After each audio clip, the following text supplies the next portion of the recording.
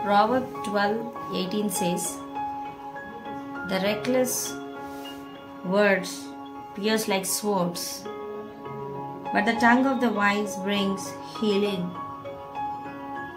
In Telugu it says, "కత్తిపోటు వంటి మాటలు పలుకువారు colour, జ్ఞానుల నాలుక ఆరోగ్యదాయకము."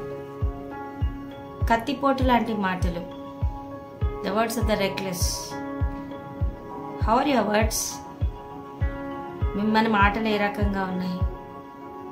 మన మాటల ద్వారా నలిగిపోయిన వారికి, మరి ఆదరణ లేని వారికి, గాయపడిన వారికి స్వస్థత కలుగుతుందా?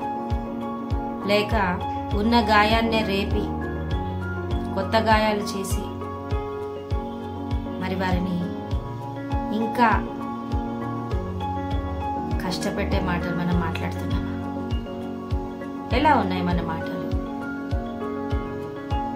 మీరు జ్ఞాని అయితే, మీరు జ్ఞానం గలవారైతే మీ మాటలు స్వస్థత కలిగించేవిగా ఉండాలి.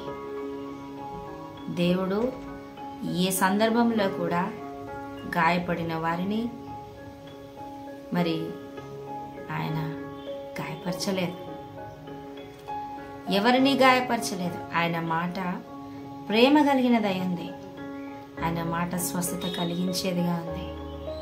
ఆయన మాట చనిపోతున్న వారిని సజీవులుగా చేసిందిగా ఉంది. మరి మన మాట ఒకసారి చూసుకుందామా? Praise the lord.